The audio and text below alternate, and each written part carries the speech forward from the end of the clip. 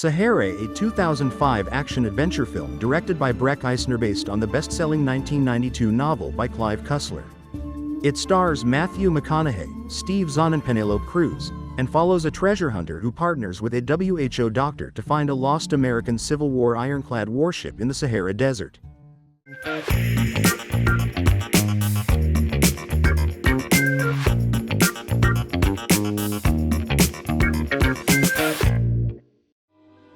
A Confederate ironclad warship vanishes at the end of the Civil War, supposedly carrying a cargo of gold.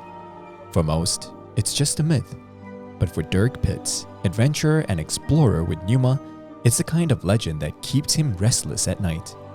When a rare Confederate gold coin surfaces in Mali, Dirk knows this could be the first clue to the ship's fate. So he consults his boss about a boat. You got 72 hours. Not a nanosecond more. You fellas just bought yourself a boat trip. You're a gentleman, Admiral. I don't care what they say about you. I got a bottle, says we never find it. Make it a case. All right. With his wisecracking partner, L, he sets off on a desert expedition that quickly spirals into something far bigger. Along the way, Dirk crosses paths with Dr. Eva, a brilliant WHO scientist investigating a deadly epidemic sweeping across West Africa. She's convinced the disease isn't natural, but the result of something being deliberately poisoned. When her life is threatened, Dirk saves her, and their fate becomes tied together. There's been an outbreak in Mali. It's going to become an epidemic. And you want to hitch a ride, Doctor? Well, the WHO's making budgetary cutbacks? Please, it's important. You guys got enough gear? Probably not.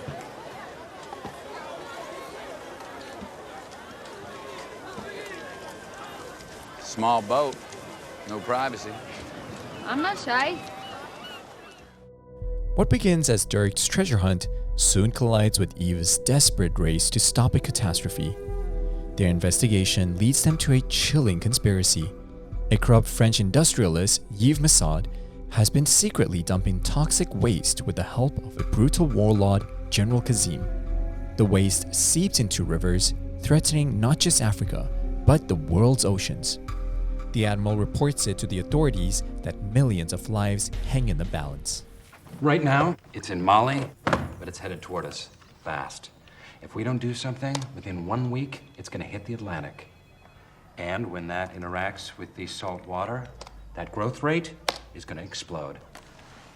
The oxygen levels in the affected waters will decrease by 40 to 60%, killing all plant and animal life. Meanwhile, the desert becomes their battlefield.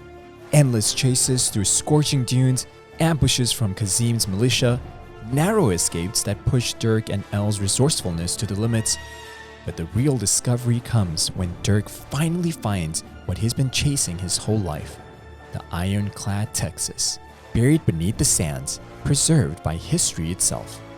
They rush over to the ship for cover.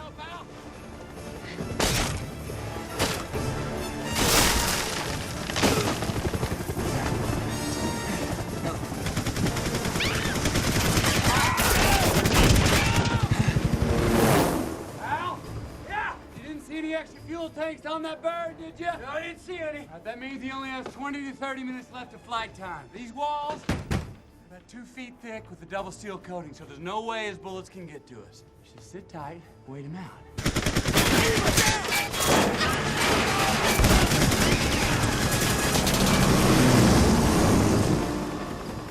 Hey, Dirk.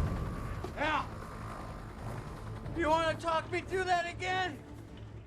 Using its cannons and iron structure, they mount a desperate defense against the warlord's army.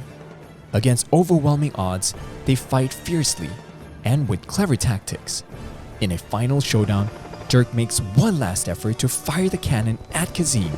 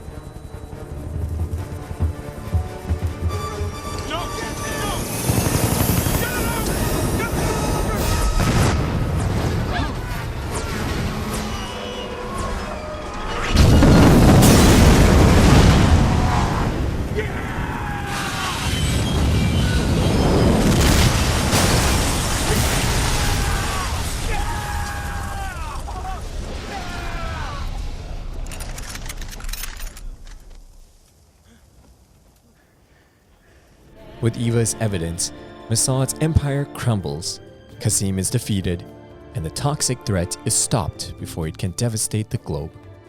For Dirk, the victory is bittersweet. He proves the legend true and saves millions. But more importantly, he realizes the real treasure was never the gold. It was the fight for truth, the bond of loyalty, and the thrill of living on the edge of history. The film was shot in 2003 on location in Morocco as well as in the United Kingdom. It became notably for its many production issues, including doubling its production budget from 80 million to 160 million and a series of lawsuits. Sahara grossed $119 million worldwide at the box office, ultimately failing to recoup all its cost, and is often listed among the biggest box office failure of all time. What do you think? 接下来揭晓今天的学习内容。And not a nanosecond more is a sharp, emphatic way of saying not even a tiny bit longer. Absolute limit, the time allowed is very strict with zero flexibility. For example, you've got 10 minutes to explain yourself and not a nanosecond more. The phrase, "You want to talk me through that again?" is an informal way of asking someone to explain something more clearly or repeat it step by step. You did understand, but it sounds wrong or suspicious, so you're challenging them. For example, "Wait, you think that's a good idea? You want to talk me through that again?" And that's it for this episode of Cinephile. You can find more on the FUNDAY website. Let's make every day a fun day. Where do you call home? I have a house in Monterey, but I'm never there. Monterey. It's great diving in Monterey. Is that all you ever think about? Diving? No. Sometimes I think about Petricola falatiformis.